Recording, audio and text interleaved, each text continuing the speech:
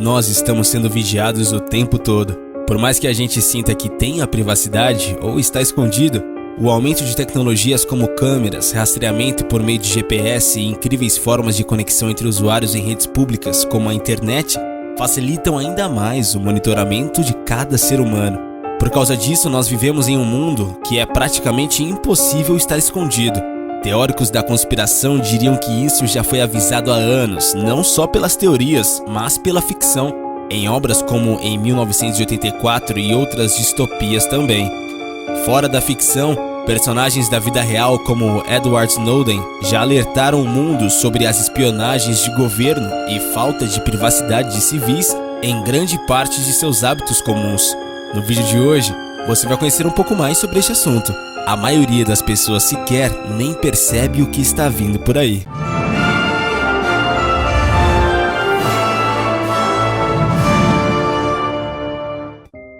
Primeiro foi Edward Snowden, denunciando em 2013 que a Agência Nacional de Segurança dos Estados Unidos conduzia um amplo programa de vigilância que violava os direitos constitucionais americanos.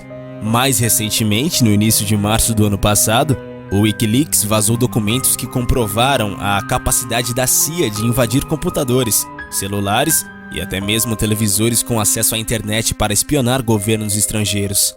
A impressão é que podemos estar observados a todo instante, mas será que o temor se justifica? Um smartphone no bolso, uma Smart TV na sala, um notebook em qualquer parte da casa. Diariamente estamos rodeados por aparelhos eletrônicos que nos conectam com o resto do mundo e que justamente por isso podem estar sujeitos a invasores externos. Mas até agora, as revelações feitas por Snowden e pelo Wikileaks não deixam claro se as pessoas comuns estão sendo vigiadas pela agência de inteligência. De qualquer forma, a espionagem normalmente se direciona a governos, empresas, figuras públicas estratégicas ou suspeitos de terrorismo. Mark Zuckerberg, criador do Facebook, já foi fotografado cobrindo a webcam e o microfone do seu computador com fita isolante. E Donald Trump acusou Barack Obama de ter grampeado seu escritório durante a campanha eleitoral. A sua assessora Kellyanne Conway chegou a falar sobre fornos de micro-ondas que se transformaram em câmeras para se justificar aí das denúncias de Trump.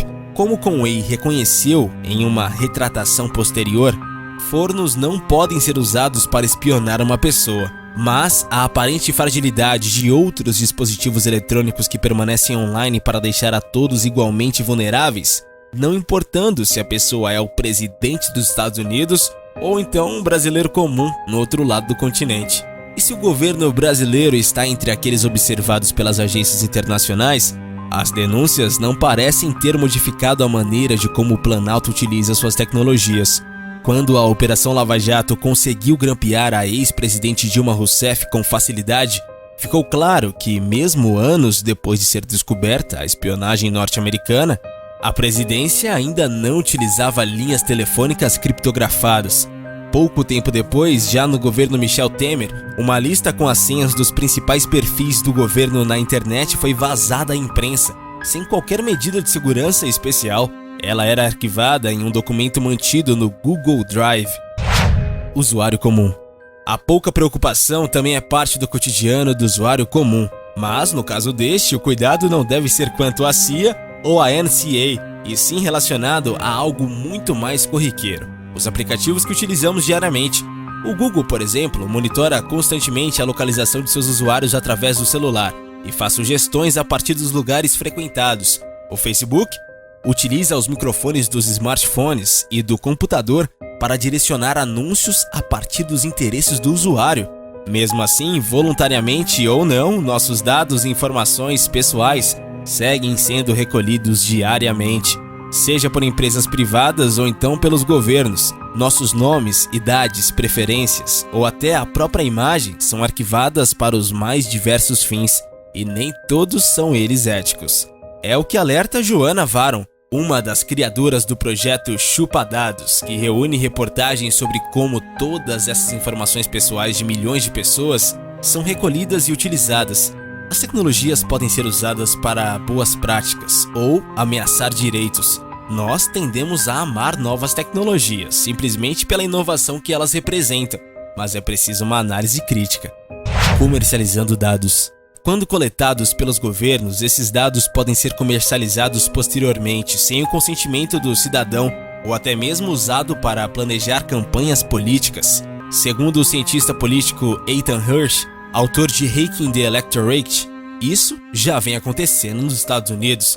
Se você tiver dados suficientes, é possível prever como as pessoas vão se comportar, como elas vão votar, disse em entrevista ao site Vox. De acordo com o estudo de Hirsch, essas informações são eficientes para manipular e mobilizar os eleitores, se analisadas de maneira correta. Para Joana Varon, é preciso que empresas e governos tenham consciência dos riscos à segurança e à privacidade causados por essas práticas.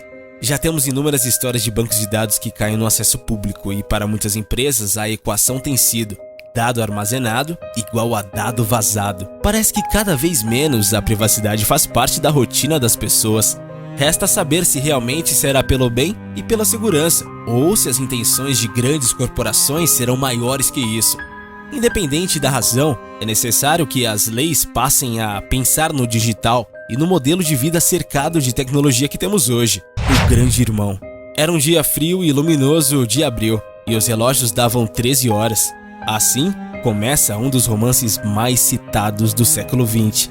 A frase omite o ano da ação, mas isso seria redundante, pois ele dá o nome à obra, 1984.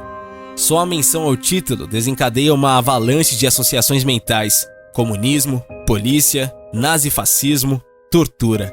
O livro ganhou fama por tratar de forma ficcional de uma das grandes mazelas contemporâneas, o totalitarismo. Escrito pelo jornalista, ensaísta e romancista britânico George Orwell e publicado em 1949, o texto nasceu destinado à polêmica.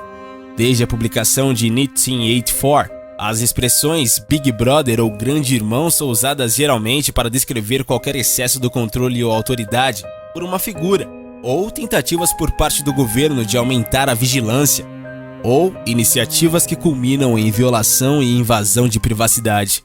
Mas e você? Acredita mesmo que estamos sendo vigiados, assim como George Orwell escreveu em seu livro? Deixe a sua opinião aí pra gente nos comentários. Valeu e até a próxima, galera aqui do Universo Curioso.